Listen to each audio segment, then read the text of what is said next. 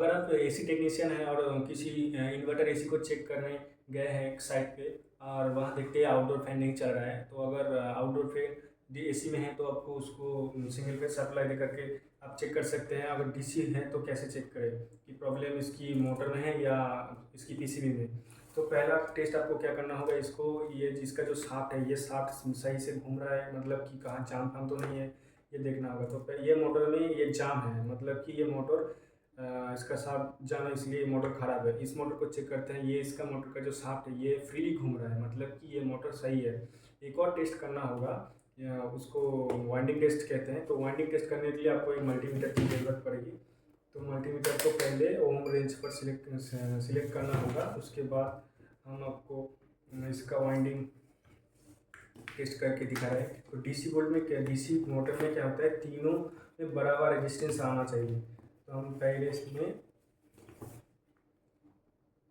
और दूसरे में दिखा रहा है रेजिस्टेंस आ रहा है आपका 47.6 ओम, और पहले में और तीसरे में आ रहा है आपका 53.4, और दूसरे में और तीसरे में आ रहा है आपका 22.9। मतलब कि इसका जो वाइंडिंग है वो टोटली ख़राब है, मतलब बहुत ज़्यादा इसमें अप डाउन है या बहुत ज़्यादा इसका रेजिस्टेंस कम ज़्यादा है। तो ये मोटर टोटली ख़राब है, एक तो वाइंडिंग भी ख़राब है इसका और इसका शाफ्ट भी जाम है।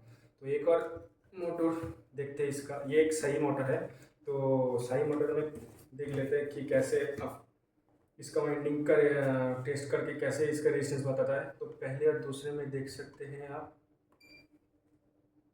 39.5 पहले में और तीसरे में दिखा रहा है 39.6, और दूसरे में और तीसरे में दिखा रहा है 39.5। मतलब कि ये मोटर वाइंडिंग वाइज बिल्कुल सही है। और एक और टेस्ट करना होगा आपको, वो है कंटिन्यूटी कर देना होगा आपको, और उसके बाद इसका शॉर्टेज चेक करना होगा बॉडी के साथ। तो पहले एक प्रोब आपका बॉडी में टच कर लीजिए, और उसके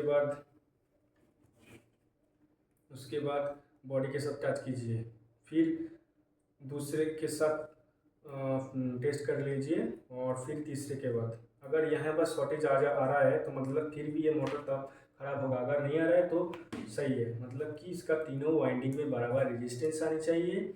इसका किसी भी वाइंडिंग के किसी भी वायर के साथ इसका बॉडी का शॉर्टेज नहीं होना चाहिए, मतलब कि कंटिन्यूटी नहीं बताना चाहिए, और इसका शाफ्ट बिल्कुल क्लियर होना चाहिए, तब जाकर ये आपको मोटर सही माना जाएगा।